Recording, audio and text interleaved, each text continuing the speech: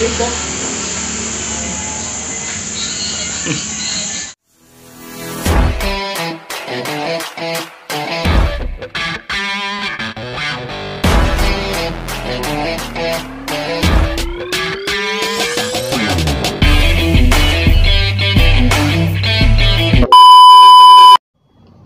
Magandang araw mga kapatid, mga master, mga lodi natin dyan ha.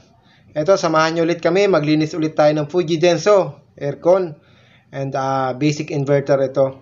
Samahan nyo kami, baka may magamit kayong unit sa inyong bahay, magkaroon kayo ng idea kung paano maglinis ng sarili nyong aircon. Panood lang kayo ng aming video at simpleng tutorial bibigay namin sa inyo. Tutukan nyo itong video para magkaroon kayo ng idea kung paano gawin ito sa sarili nyong aircon.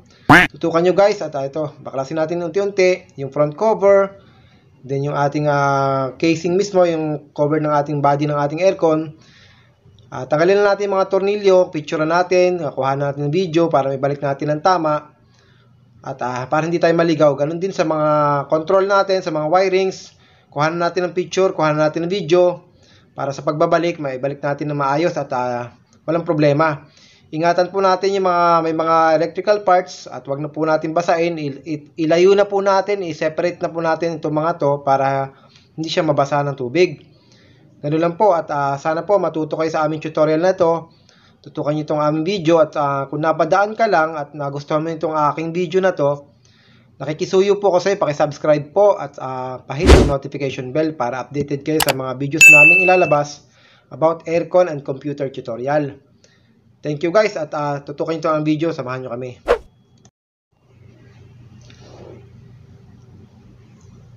Bale yan, tanggalin natin yung ating dalawang tornilyo sa top cover ng ating aircon. Dalawa lang naman yan, dyan sa side may mga tornilyo din, tanggalin din natin. Ayan, unti-unti, isa-isa lang at ingat po lagi tayo.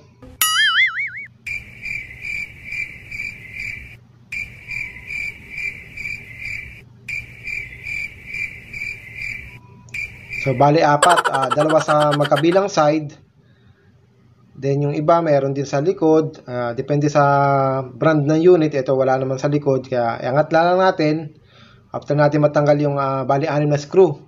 Dalawa sa taas, dalawa sa magkabilang side. Then, iangat lang natin yung styrofoam na to. Yan, yung styrofoam. Dahan-dahan lang po tayo kasi baka mapunit yung ating styrofoam.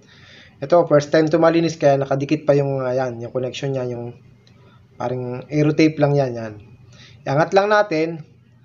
So then, masisilip na natin yung ating fan blower. Yung may dalawang tornilyo yan sa ilalim ng ating fan motor.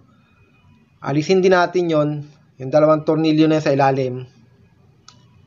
So ayan, medyo madumi yung ating unit at medyo malumot-lumot na yan. Tornilyo, tanggalin natin yan. Magka-partner na yan, magkabilaan.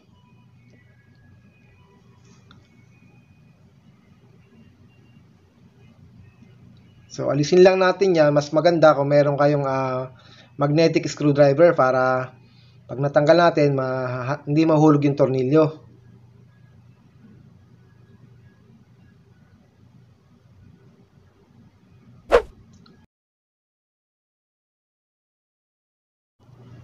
So, ayan, tanggalin natin yung ating control box at katulad ng lagi kong sinasabi, kuhanan natin ng video, kuhanan natin ng picture, para maibalik natin ng tama at maayos at may reference tayo para hindi tayo maligaw kung paano natin ibalik ulit.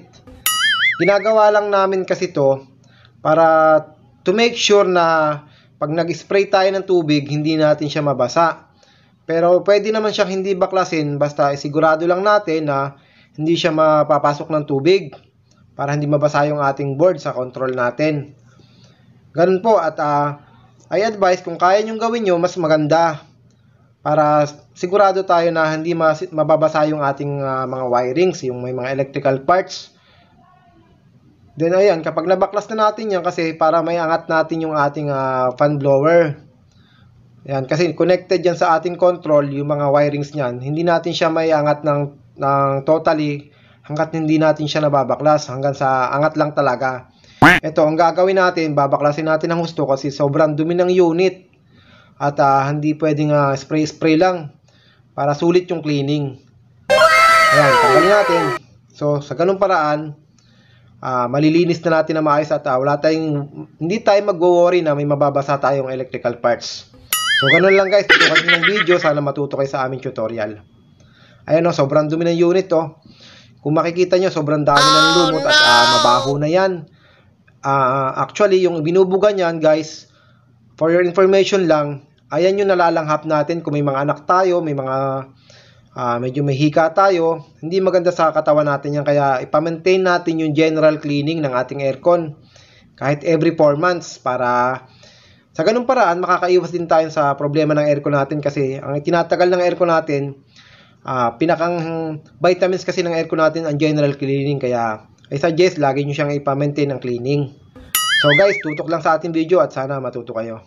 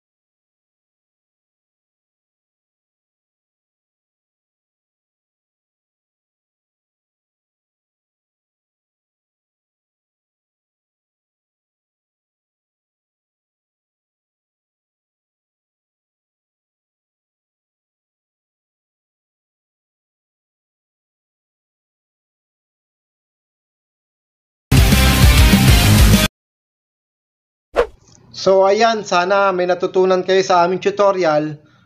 Kahit ipino-forward ko yung video, kasi ang mahalaga lang naman yan, makita nyo yung process kung paano baklasin, kung paano natin ingatan yung ating aircon. Yung cleaning naman, diskarte na natin yan.